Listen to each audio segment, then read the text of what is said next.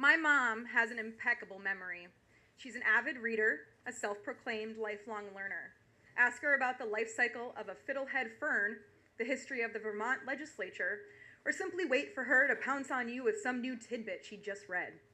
Given how sharp she is with facts, it was somewhat surprising when she came for a visit and one of my friends asked her to tell a story about me, and she paused. Just a simple anecdote from my childhood. The pause was a little too long enough to make me question my self-esteem. But she finally came up with a single sentence. One time I took Amy to the mall to buy a new pair of shoes, and she liked them so much, she did a cartwheel right there in the mall. Now, to my mom, this moment represented boldness and joy, something she didn't always have or feel. To me, it was just another blip on the radar. It took 8 seconds to do and 8 seconds to forget it ever happened. I have a lot of interesting memories and moments in my life. Maybe my mom doesn't remember the good ones, but I sure do. When I think back to an isolated moment from my childhood, I am immediately transported to 7th grade. That year, I wrote my name on everything. Literally, I wrote it on all of my earthly possessions. Any book I bought was immediately inked, and a box that contained the fabric of my most treasured memories, a birthday card from my grandma, notes from my middle school boyfriends, pictures, was lovingly titled in black Sharpie, Amy's Memory Box. When that became too full, because my life was expanding at a pace faster than cellular reproduction, I created a second box, Amy's Memories, number 2. To be fair, 7th grade wasn't a landmark year for labeling. In 3rd grade, when Pogs were all the rage, I wrote my name on all of those too. All of them. And no one wanted to trade with me. And not because 1/3 of my collection were comprised of Christian Pogs, you know, the ones with crosses, pastel colors, and Bible verses. No, it was because my name was on them. But 7th grade was a big deal in other ways. I cut my thumb on a bandsaw and wood shop. I alternated boyfriends every month. And I met Audrey. We did everything together.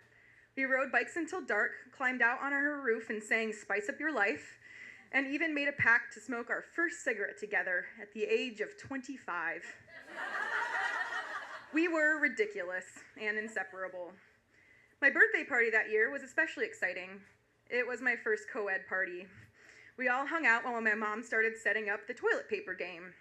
If you're unfamiliar with this game, basically what happens is you get a partner, and one stands still while the other person wraps them up in toilet paper.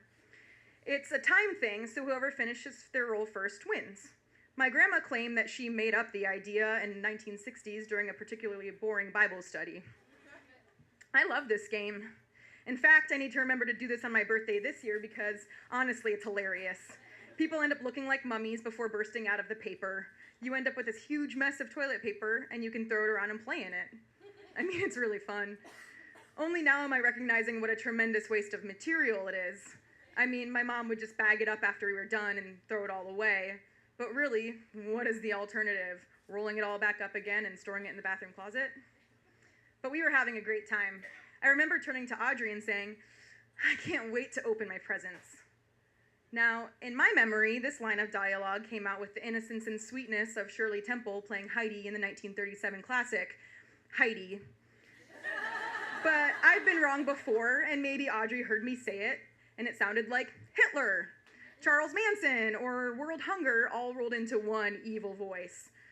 I'm not sure, but whatever filter Audrey was using that day muddied her reception.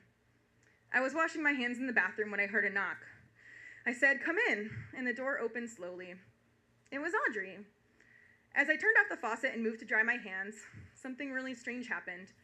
I don't know if I said anything before it happened, maybe something like, what a great party, or I'm so glad so-and-so made it. But I'm pretty sure I said something, and I can't remember what. What I do remember is the sting of Audrey's open palm buzzing on my right cheek. She slapped me.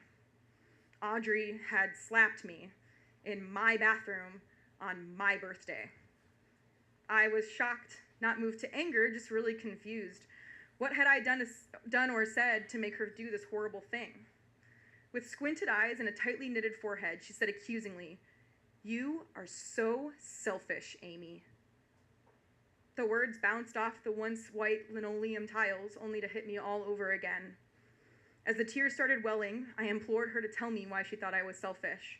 What had I done to make her think that? After a moment, Audrey replied, "Not everything is about you." And that was it. Audrey turned and walked out of the bathroom. The moment was over. I stood there with nothing more than confusion, hurt feelings, and a stinging red handprint on my cheek.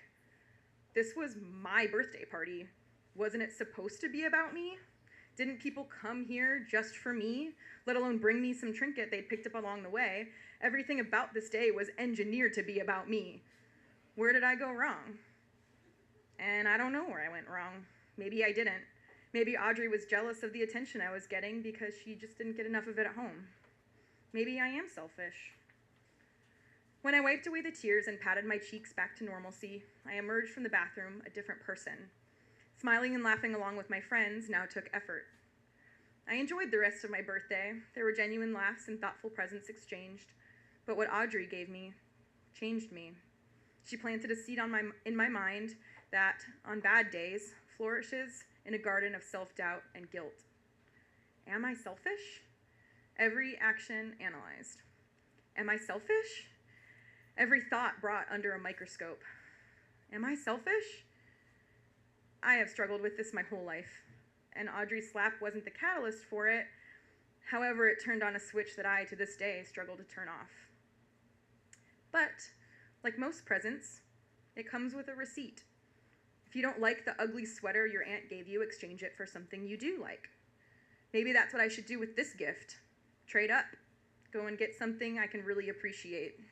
Perhaps I could turn it in for that cartwheel in the mall, a simple memory of joy. That's what my mom remembers. Thank you.